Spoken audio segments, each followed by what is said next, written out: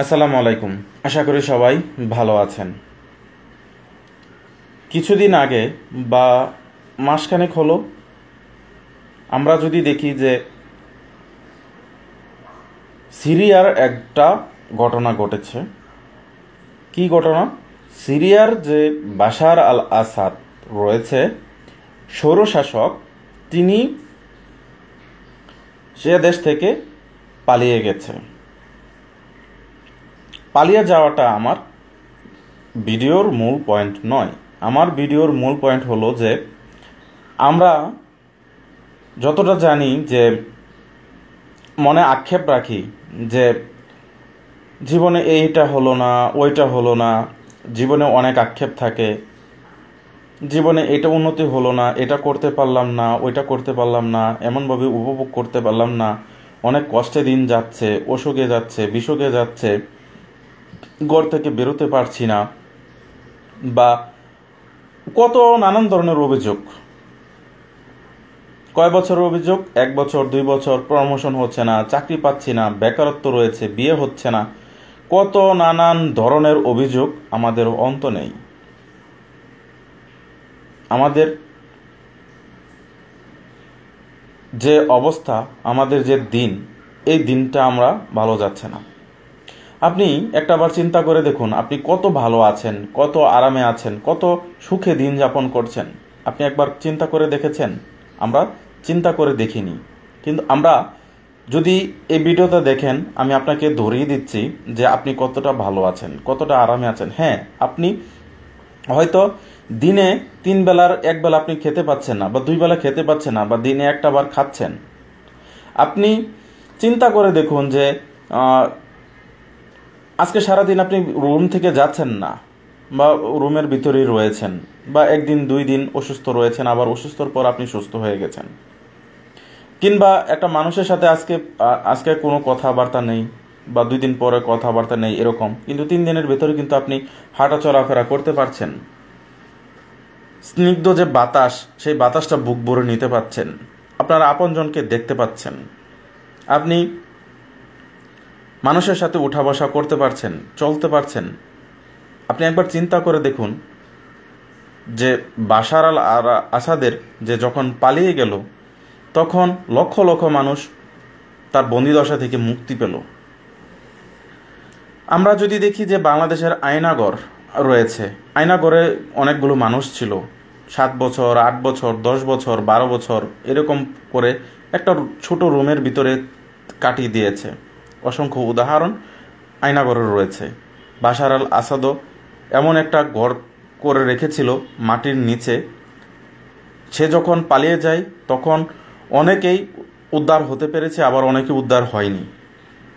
আমরা যখন বিভিন্ন ভিডিওতে দেখি কতটুকু স্ট্রিম রুলার চালিয়েছে তাদের উপরে, কতটুকু অত্যাচার করেছে, কতটুকু তাদেরকে না খাইয়ে রেখেছে, কিভাবে শাস্তি দেওয়া যায়, সেই শাস্তিগুলো ওই ভিডিওর মাধ্যমে আমরা দেখতে পারি বা জানতে পারি। অনেক নারী রয়েছে যারা বাশার আল আসাদের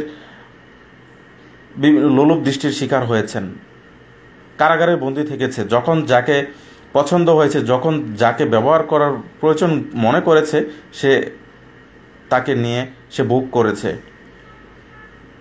এই যে একটা অবস্থা, এটা কিন্তু আমরা নেই। তাদের থেকে আমরা অনেক ভালো আছি, আলহামদুলিল্লাহ। আমরা বলতে পারছি না আলহামদুলিল্লাহ। কিন্তু যারা এই বন্দির ভিতর রয়েছে 2 বছর, 5 বছর, 10 বছর, এমনকি 40 বছরও, তাদের অবস্থাটা তো একবার চিন্তা করে দেখুন। একটা বাচ্চা, সেই বাচ্চাটা জন্মের পর থেকে সেইখানেই রয়েছে, পৃথিবীর আলো বাতাস দেখতে পারেনি। আপনার আমার বাচ্চা পৃথিবীর আলো বাতাস দেখছে।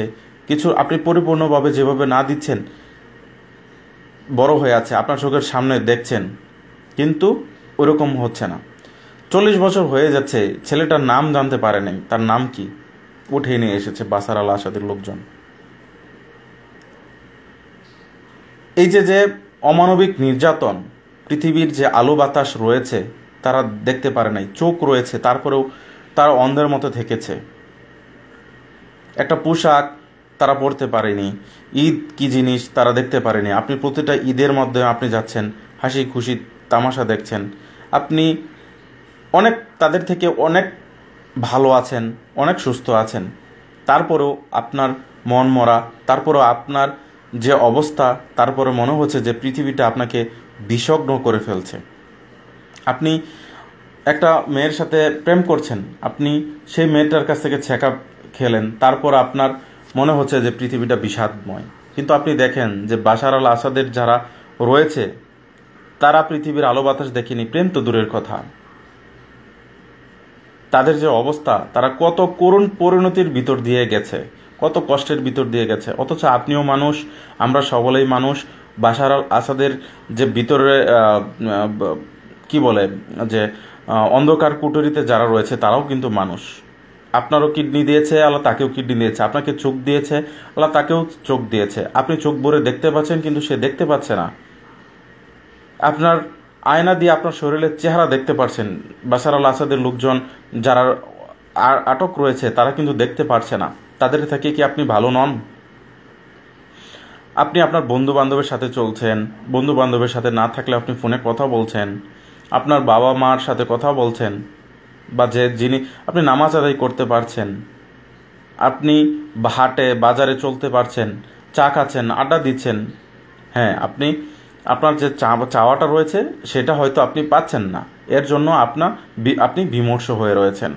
কিন্তু এই পৃথিবীতে যারা রয়েছে, যেমন আপনি যদি দেখেন যে মিশরের পিরামিড বানিয়েছে, যখন মিশরের পিরামিড বানালো তখন অনেক মানুষ মারা গেল, অনেক কষ্ট ভোগ করলো, এই অনেক নির্যাতন ভোগ করলো।